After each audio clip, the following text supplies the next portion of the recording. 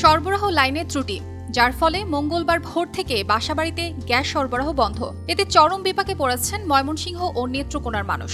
Restaurant এবং হোটেলগুলোতে লাইনে দাঁড়িয়ে খাবার নিতে দেখা গেছে ভুক্তভোগীদের। অনেকে খাবার না পেয়ে এক হোটেল থেকে আরেক হোটেলে যেতে হচ্ছে। মাঝরাত থেকে লাইন নাই, সকালেও বাইরে খাওয়া, দুপুরেও বাইরে খাওয়া,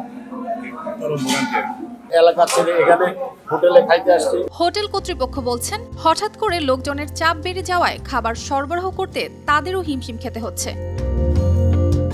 এদিকে ময়মনসিংহ তিতাস গ্যাস কর্তৃপক্ষ জানায়, সোমবার সকালে ময়মনসিংহের ত্রিশাল এলাকায় ডেফাং ইকোনমিক জোনের নির্মাণ কাজ করার সময় গ্যাস লাইনে আঘাত লেগে পাইপ ছিদ্র হয়ে যায়। এতে করে মঙ্গলবার ভোর থেকে বন্ধ হয়ে যায় দুই জেলার গ্যাস সরবরাহ। তবে সন্ধ্যা নাগাদ পরিস্থিতি স্বাভাবিক হতে পারে। আমাদের টিম চলে আসছে, আমরা কালকে রাত থেকেই এটা মেরামতের জন্য চেষ্টা করতেছি।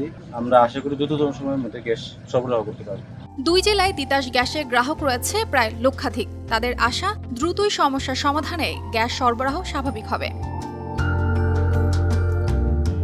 News desk, RTV।